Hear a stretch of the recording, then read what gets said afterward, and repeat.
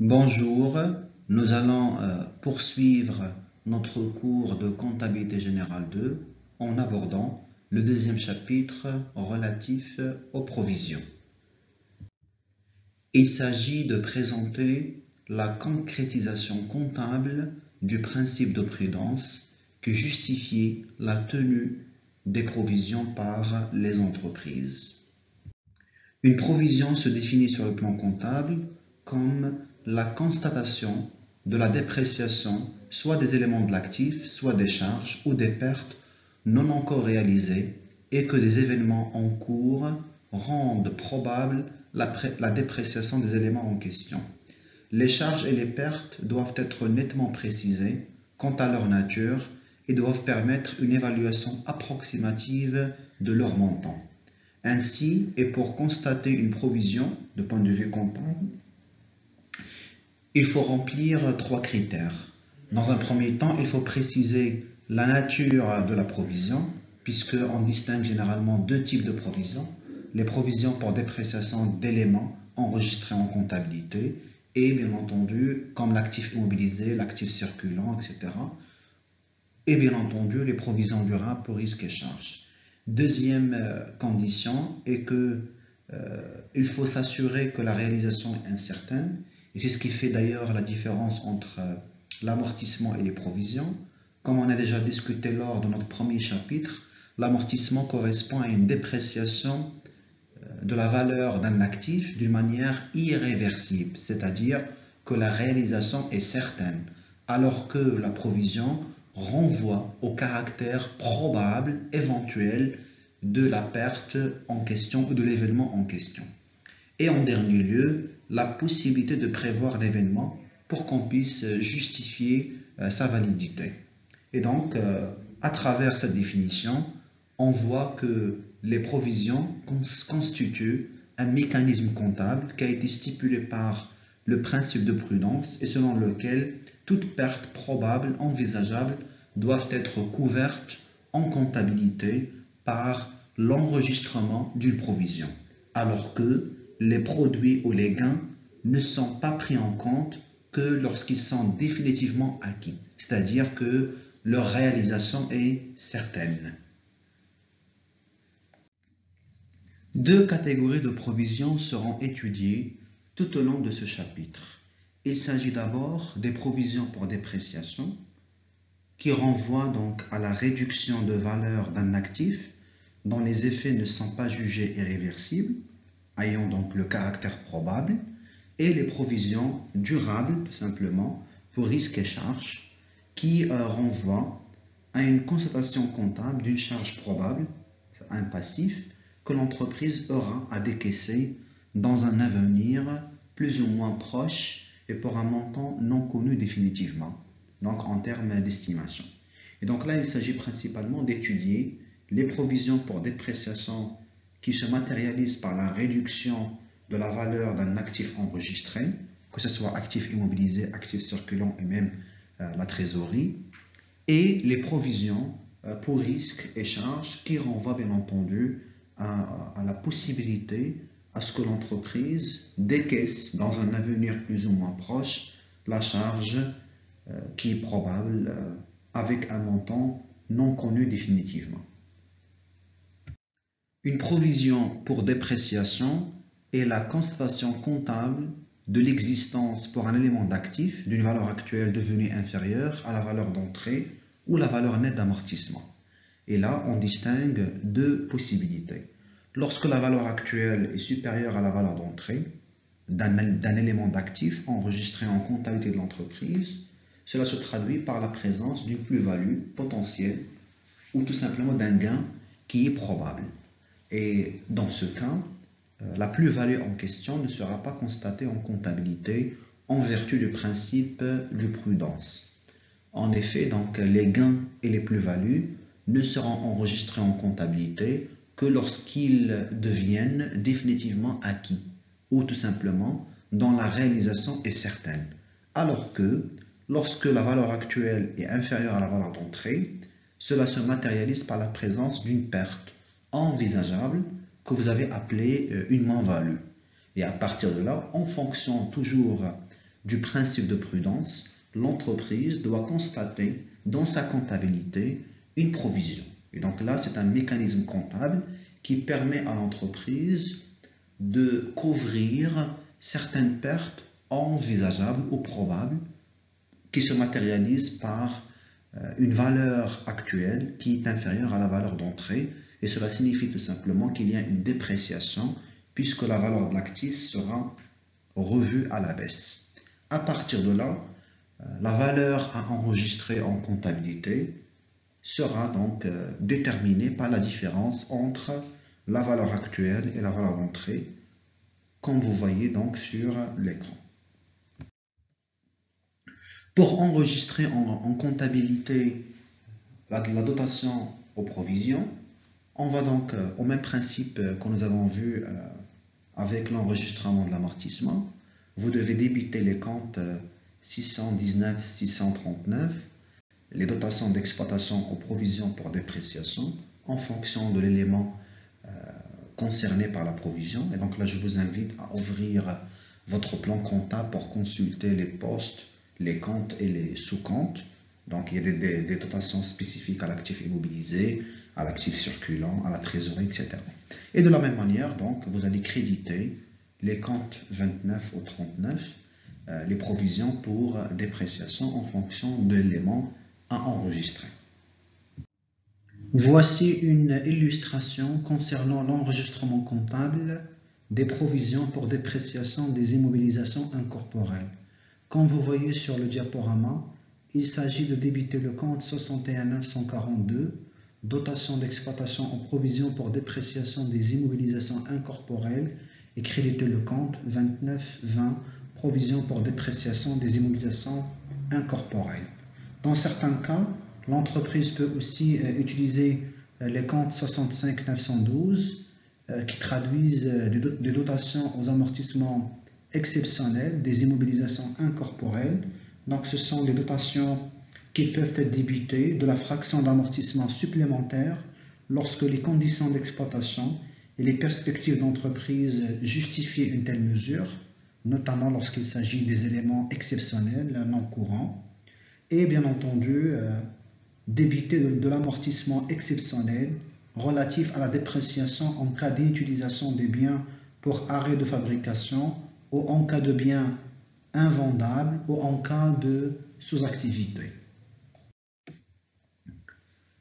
Deuxième illustration, ce sont les comptes relatifs aux immobilisations corporelles. De la même manière, donc vous avez 61 943, dotation d'exploitation aux provisions pour dépréciation des immobilisations corporelles, et vous créditez toujours le compte 29 30, provision pour dépréciation des immobilisations corporelles.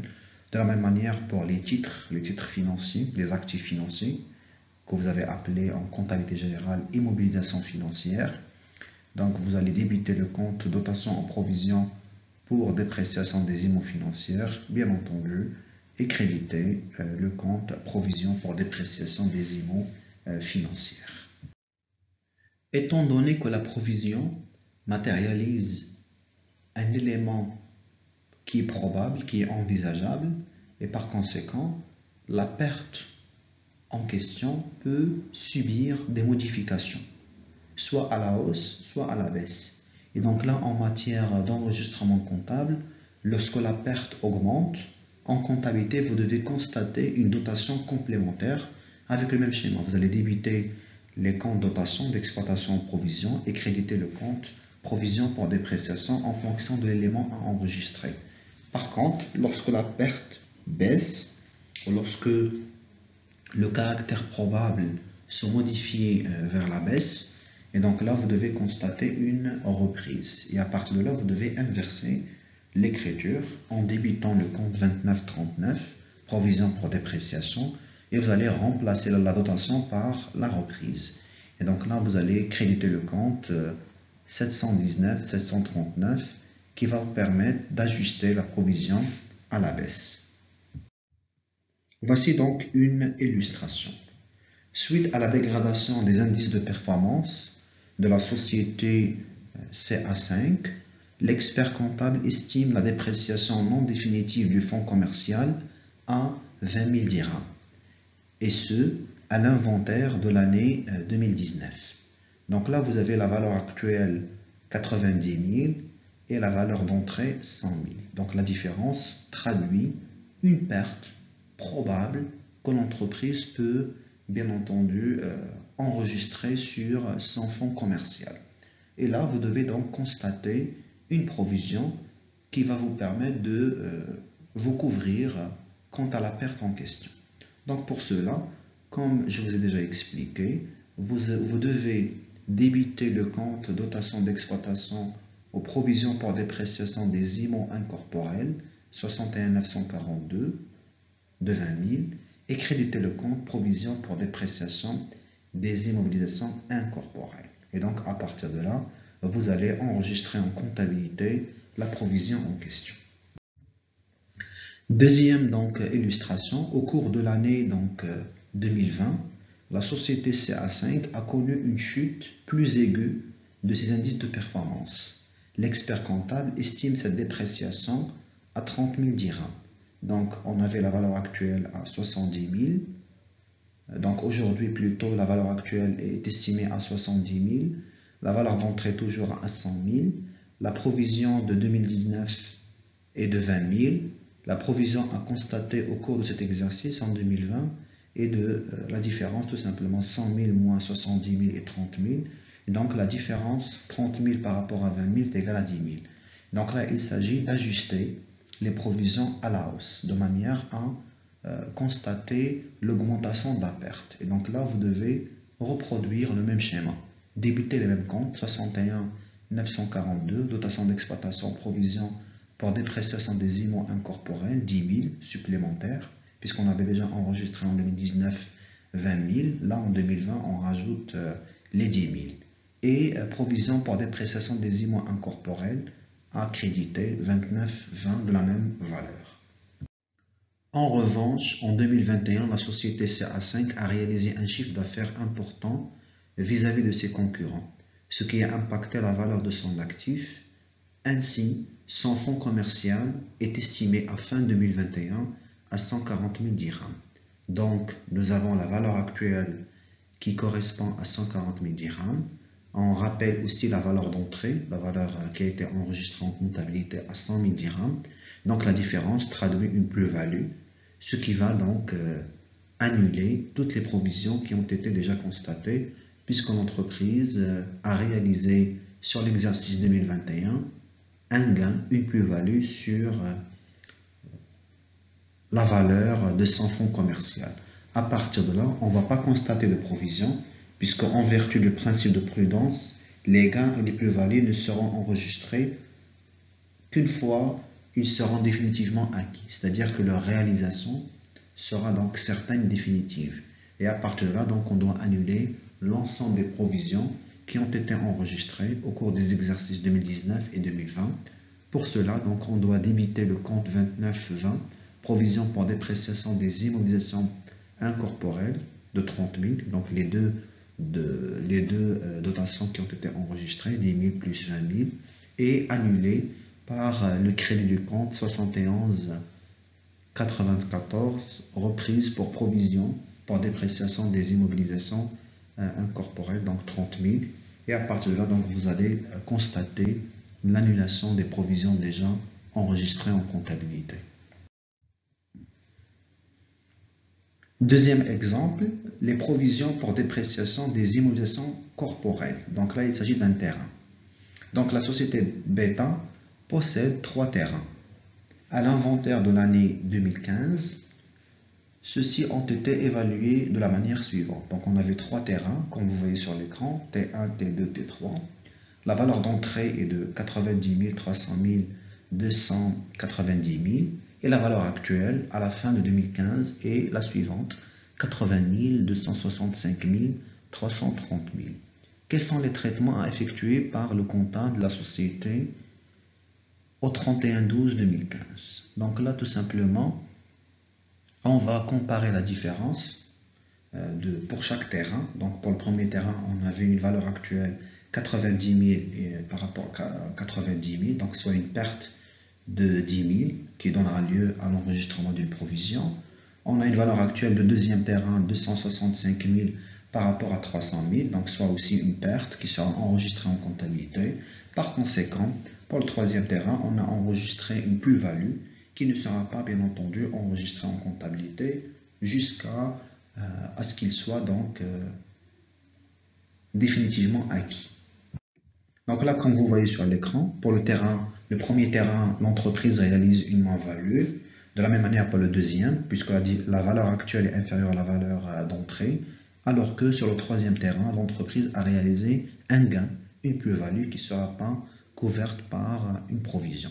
Et donc, la somme de provisions à enregistrer, c'est celle matérialisant la perte sur le premier terrain et le deuxième terrain. Donc 10 000 plus 35 000 est égal à 45 000.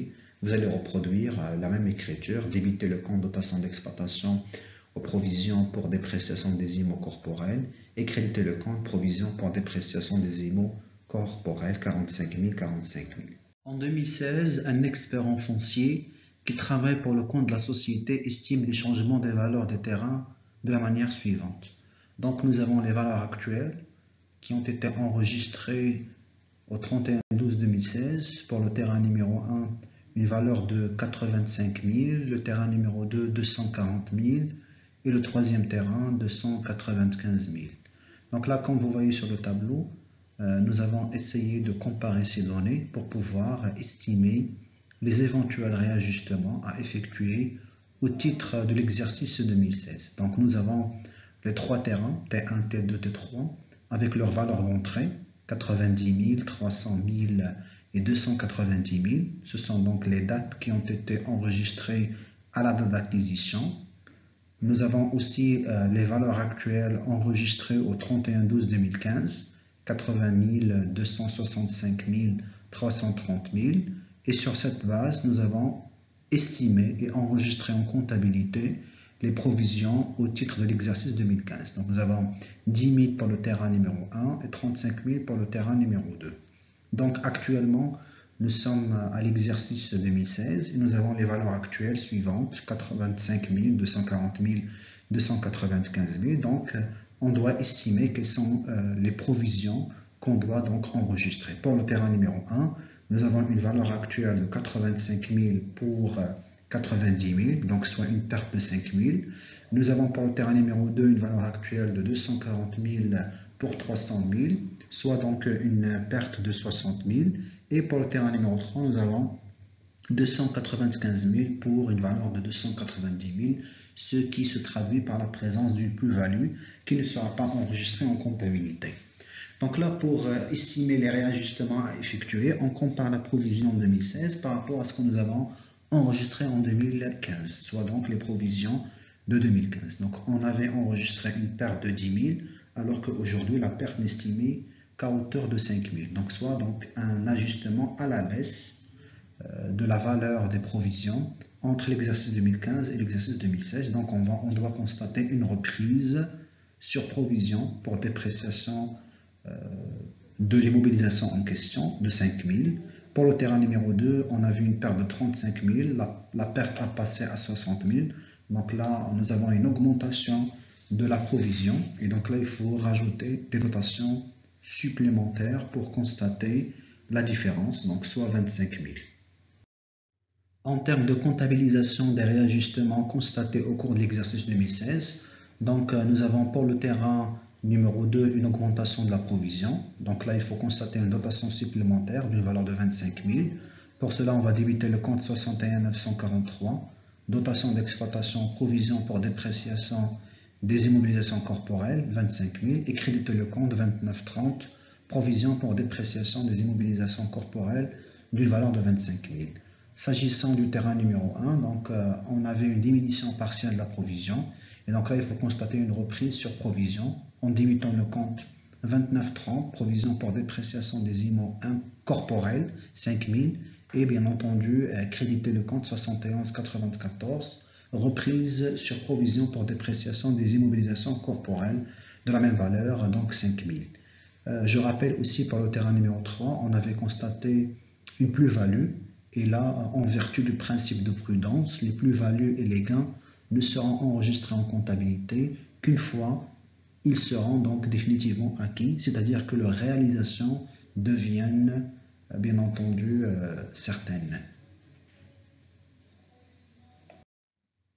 Ainsi, tout au long de cette vidéo, j'ai essayé principalement de vous sensibiliser quant à la notion des provisions, comme la concrétisation comptable du principe de prudence, et à partir de là, je vous ai présenté les écritures comptables que l'entreprise est tenue de réaliser en cas de dépréciation probable sur principalement ces immobilisations, et nous allons poursuivre dans les prochaines vidéos d'autres cas de la dépréciation qui légitime et justifie la tenue des provisions par les entreprises. Donc voilà, je vous souhaite une excellente suite de formations. Enfin, n'hésitez surtout pas de laisser en commentaire vos réactions, vos observations, vos remarques et vos éventuelles questions pour pouvoir interagir ensemble. À très bientôt.